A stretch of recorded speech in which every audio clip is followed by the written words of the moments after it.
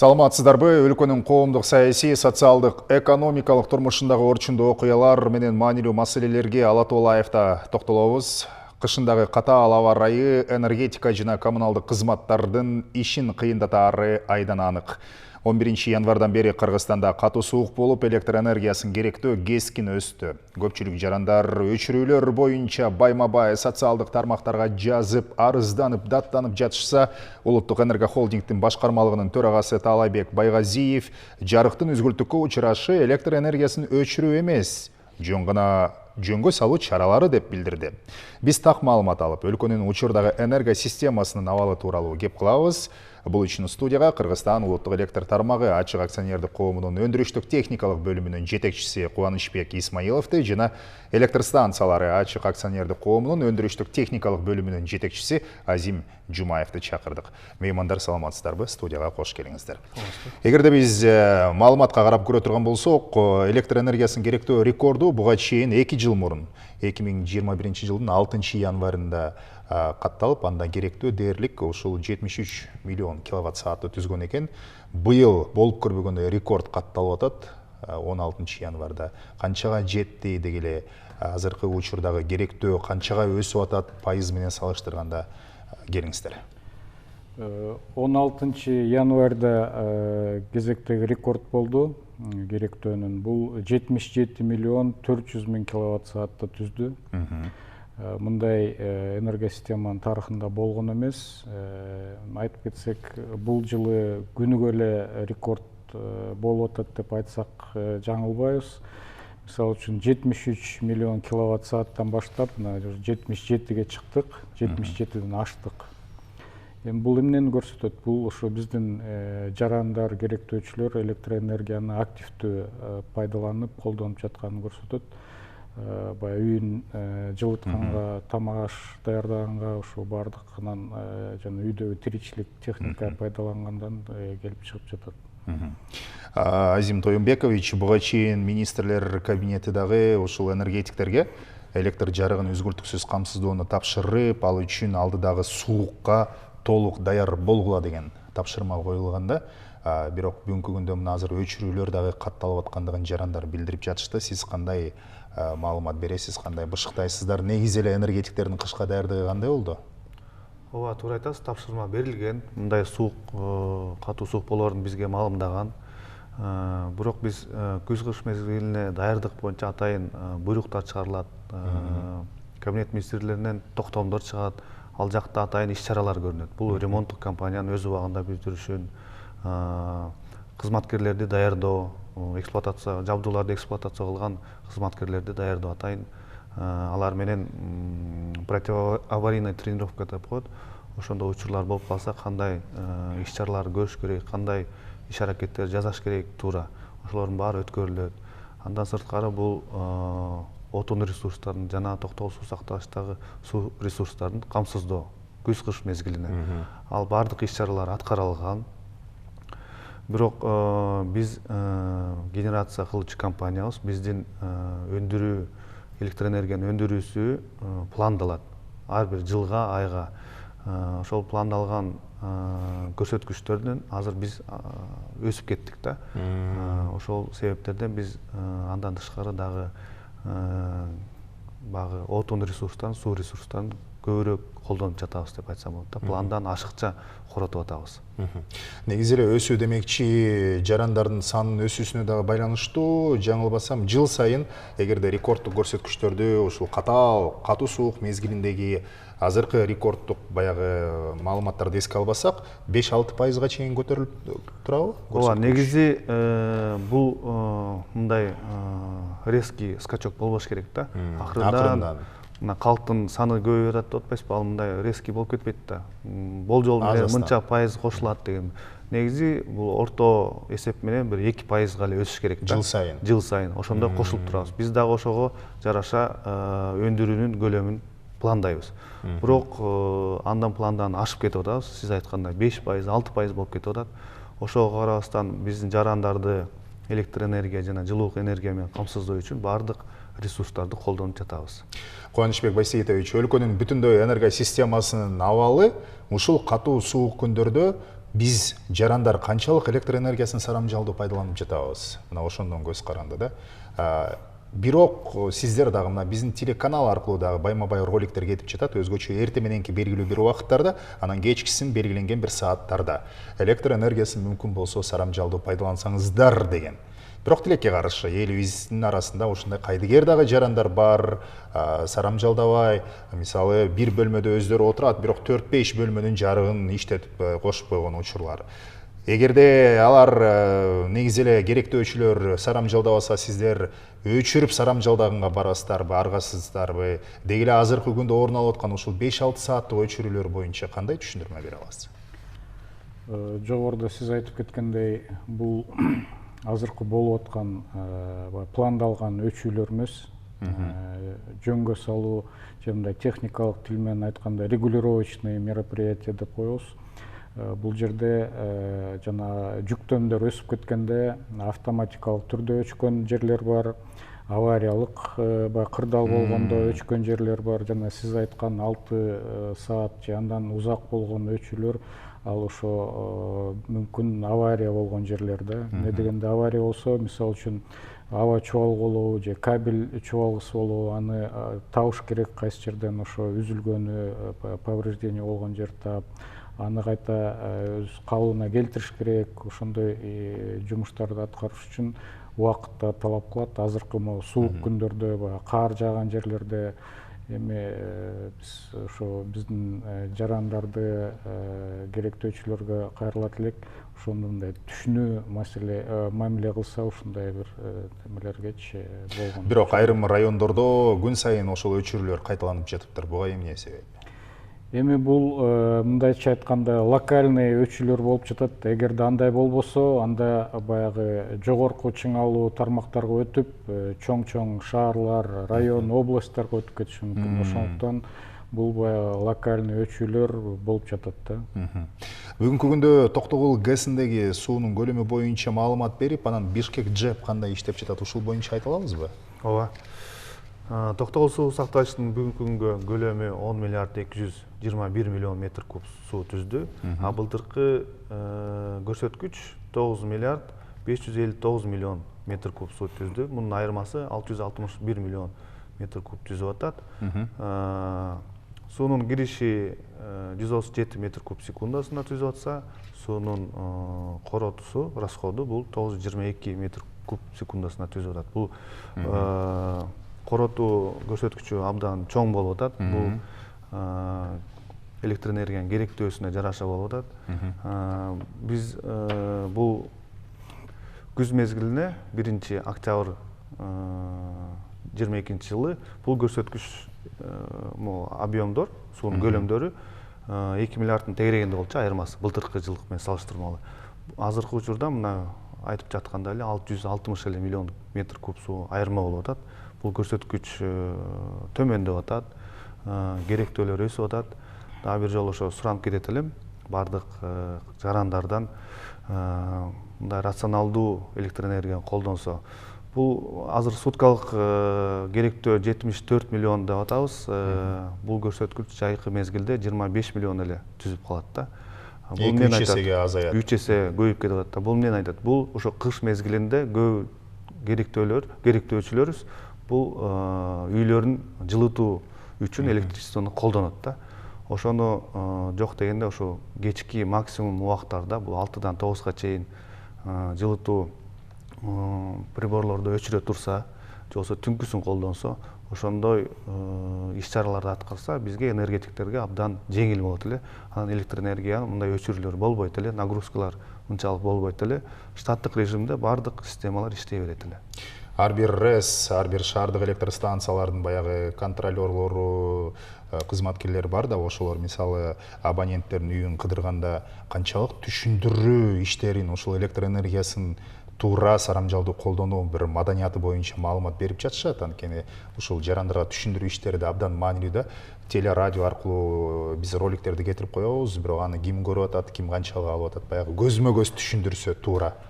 Бул дагы бир роль ойнойбу деген Биз өзүбүздүн контролер эмес бардык эле кызматкерлерге ушундай сураныч же тапшырма аркылуу ушундай кайрылабыз. Баягы жарандарды, керектөөчүлөрдү кыдырганда ушундай түшүндүрүү иштерди жүргүзүү жана неменин аркасын квитанциянын аркасына да жазылып чыгат ошондой үнөмдөө боюнча. Анан социалдык тармактардан кайрылабыз. Өзүңөр айткандай телевидение аркылуу да роликтерди, интернет аркылуу роликтерди жүргүзөбүз.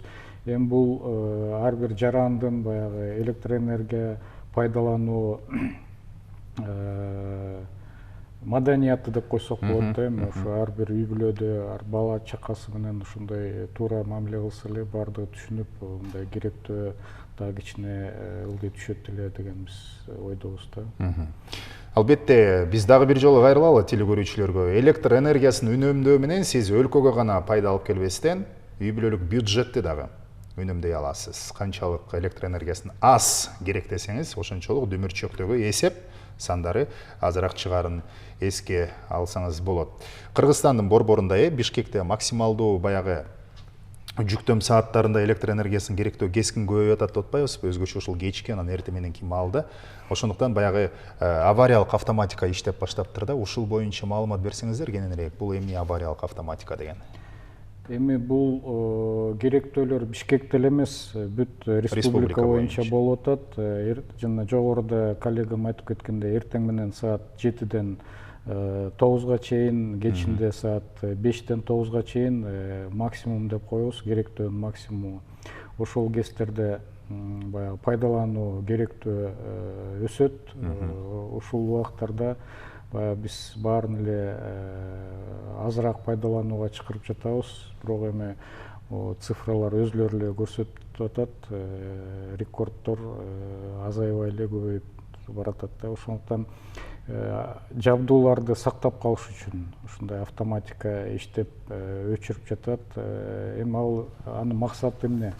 Эгерде азыр локалдуу өчүүлөр болуп жатса, эгерде автоматика иштебесе, анда чоң баягы райондорду, шаар, областтарды өчүп калып, блэкаут деп коет эмеспи, ошондойго келип калышы мүмкүн да. Мына ошол блэкаутка алып келбеш үчүн Азим Тоюнбекович биз баягы электр энергиясын өндүрүүнүн альтернативдүү булактары дагы бүгүнкү күндө маанилүү болуп атат. Президенттин да көзөмөлүндө анткени Кыргызстан электр энергиясын импорттоочу эмес, экспорттоочу өлкөгө айланалы деген бир алгылыктуу, арыштуу кадамдар алдыбызда турбайбы? Бул багытта иш кандай болуп атат бүгүнкү күндө? Мына Токтогул ГЭСин Камбар Атаны быйыл буйруса ишке кирет деп атабыз, Бала Саруу, Чакан ГЭСи. Мына ошолорду эске албаганда дагы кандай алдыдагы кадамдар тууралуу айтсаңыздар болот. Башка мисалы күн шамал электр станциялары тууралуу да маалымат берсеңиздер болот. Себеби дегенде ар бир кыш мезгили жалпы энергетиктерге бир чоң сабак болуп атат да. Мына 21-жылы 73 миллион болуп атса, быйыл 76 миллионго жетип атат. Кийинки жыл мындан дагы кыш мезгилинде өсүшү мүмкүн дегендей. Бизде Токтогул ГЭСине реконструкция жасалды. Бул 4-чү агрегат ишке кирип, анын кубаттуулугу көбөйдү. Мурун 300 мегаватт болсо, азыр кошумча дагы 60 мегаватт кошулду. Кийинки этаптары бул 2-чи жана 3-чү дагы 3 агрегатты алмашуусу турат. Алмашып бүткөндөн кийин реконструкция аяктагандан кийин дагы кошумча жалпы бир 240 мегаватт кошулат Токтогул ГЭСине. Андан сырткары Үчкоргон ГЭСте, бул Үчкоргон ГЭС 60-жылдары ишке кирген, андан бери негизги жабдуулар алмаша элек, өзүнүн ресурстарын иштеп бүткөн. Ошол себептерден надежность деп коебуз, мындай термин бар, ошол өтө азайып кеткен да. Ошол себептерден ал жакта да реконструкция иштери башталып атат. Быйыл мына проектирование аяктаса, ал жакта дагы агрегаттардын замена алмаштыруусу башталат. Дагы айта кетсем, бул Атбашы ГЭС. Атбашы ГЭСте реконструкция проектisi алын алкагында агрегаттардын алмаштыруулары аяктап бүткөн. Кошумча мурун Атбашы ГЭСтин кубаттуулугу канча? Кубаттуулугу мурун 40 мегаватт түзсө, азыр 45,6 мегаватт түздү.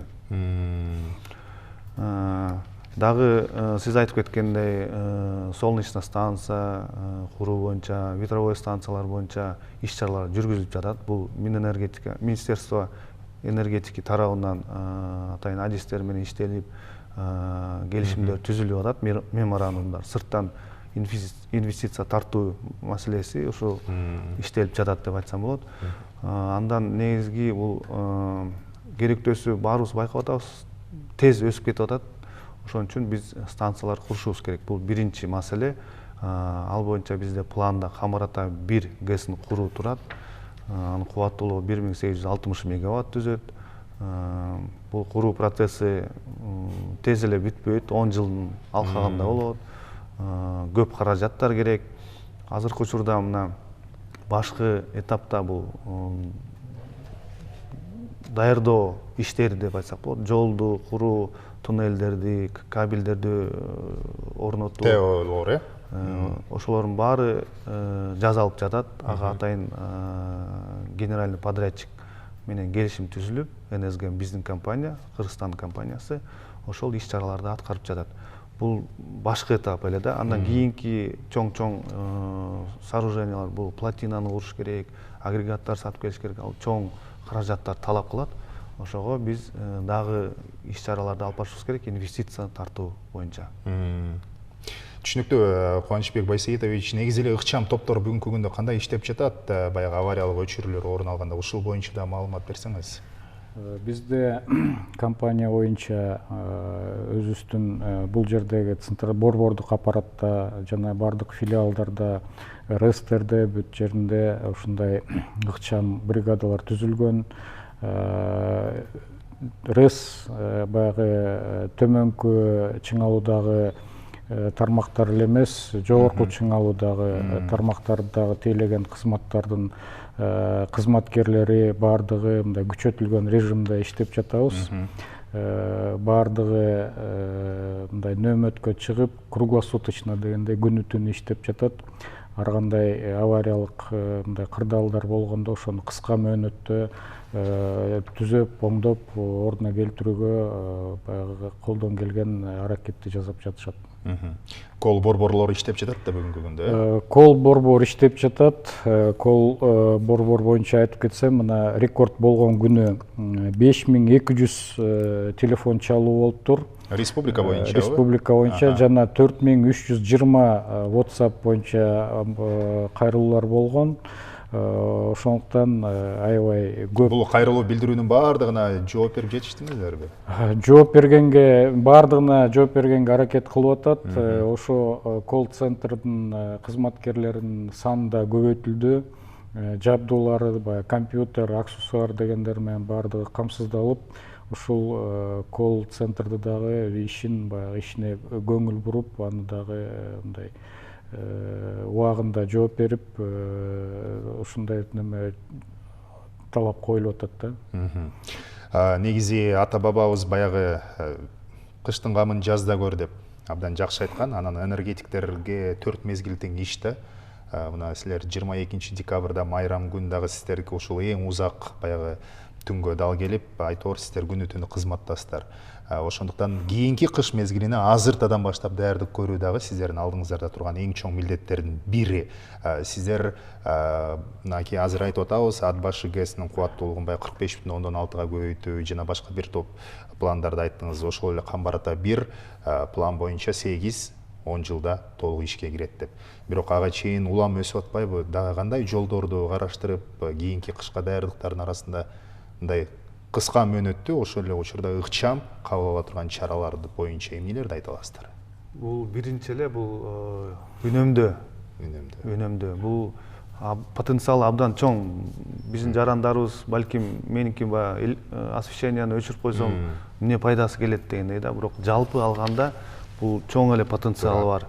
Бул болжол боюнча 1 миллиард киловатт саат бул үнөмдөсөк болот да, республика боюнча. Ошону ар бир жаран мындай ответственно, жоопкерчиликтүү болуп, кереги жок үчүрүчүлүк техникаларын иштетпей эле койсо, жана жылытуу, үйдүн жылытуусуна бул көмүргө же газ менен пайдаланса, электричествону үнөмдөйт элек жакшы эле. анда бардык ошо керектөөчүлөргө тең жетип мындай маселелер жаралбайт эле. Ооба, уюлдук телефону дүрмөттөөчү каражаттар дагы суурбай сайып коюп, унутта калтырышып, же болбосо мындай биз жогоруда айткандай бир нече бөлмөлөргө киши барып, баягы турмуш тиричилик менен алектенбесе дагы, бирок жарык эмнегедир үнөмдөлбөй күйүп турган учурларды биз эске алабыз да. Анан кийин Азим мырза абдан маанилүү айтып атат. Эмне мен үнөмдөсөм эле ушундай өлкөгө пайда келип калабы деген бир суроонун өзү туура эмес го. Себеби дегенде баягы тамчыдан көл куралат дегендей, ар бирибиз ошентип үнөмдөп отурсак, чындап эле 1 миллиард киловатт саат. Бул деген өтө чоң цифра, жана бул деген энергетиктерге абдан чоң пайда. Эми менде жыйынтыктоочу суроо бар. Мына ушул абал канчага чейин созулат? Эми бул абал боюнча аба ырайына жараша болот. Биз эми күн жылыса мындай өчүүлөр болбогонго аракет жасайбыз да. Анан эгерде авариялык мындай кырдаал болсо, ага эми биз кепилдик бере албайбыз. Могу жүктөмдөр өтө чоң болду, андан кийин биздин жабдууларда кандай эмне чыгып калат, аны уже ошо күн жылыгандан кийин белгилүү болот да. Дагы бир сыйра текшеребиз, баардыгын анализ кылабыз. Кубанычбек мырза, дагы бир тактап коюучу жагдай, ошол авариянын өзүнүн орун алышына анча-мынча жабдыктардын эскилиги жеткенинен болуп атат да, жана алар керектөөнү, жүктөмдү көтөрө албай баратат. Туурабы, ошондон улам болуп атабы? Эми баягы өзүңөр билесиңер, биздин энергосистема эң негизги баягы объекттер, линия, аба чобалгылар, көмөк чордондор баягы өткөн кылымдын 70-80 жылдары курулган. Негизгиси. Андан кийин дагы көп ошо объекттер курулду, бирок негизги жабдуулар ошо баягы Совет доорунан калган. Ошондуктан алар баягы эскилиги да жетип, жүктөмдөрдү дагы көтөрө албай деген деле бар ошо жабдуулардачы. Азим Тоюнбекович, жыйынтыктоочу пикириңиз барбы? Дагы бир жолу суранат кетет элек керектөөчүлөрдөн. Үнөмдөп колдонсок, ушул кечки максимум убактарда керектөөнү азайтсак, башка дагы керектөөчүлөр бар. Бул суук райондор, Ат баш район, Нарын райондорунда, Алай райондорунда, ал жакта дагы электр энергия менен колдонуучулар абдан көп. Ошон үчүн мүмкүнчүлүк болсо, үй жылытууга биз газ менен жана көмүргө өтсөк, ошол чоң пайда алып келмек. Албетте, эми газга өтүүгө бардык жарандарыбызда да мүмкүнчүлүк жок, себеби ал жаратылыш газынын жеткенине жараша. Бирок сиз абдан маанилүү айттыңыз, үнөмдөөгө биз кадам ташташыбыз керек жана ушуну мындай бир тартип эреже, алтын эреже катары күнүмдүк турмушубузга киргизип алышыбыз керек. Ошондой эле эске салалы, энергетика министри Таалайбек Ибраев өзгөчө тоолуу аймактардагы энергетиктерге күнү түнү ыкчам, күчөтүлгөн тартипте иштөөнү тапшырыптыр. Деги эле биз дагы акыбалга көз салып турабыз. Урматтуу телекөрүүчүлөр, биз эске салалы, электр энергиясынын үзгүлтүккө учурашынын себеби туурасында Кыргызстан улуттук электр тармагы ачык акционердик коомунун өндүрүштүк техникалык бөлүмүнүн жетекчиси Кубанычбек Исмаилов жана электр станциялары ачык акционердик коомунун өндүрүштүк техникалык бөлүмүнүн жетекчиси Азим Жумаев менен кеп курдук. Программаны Расул Багышбаев алып бардым. Амандыкта көрүшөлү.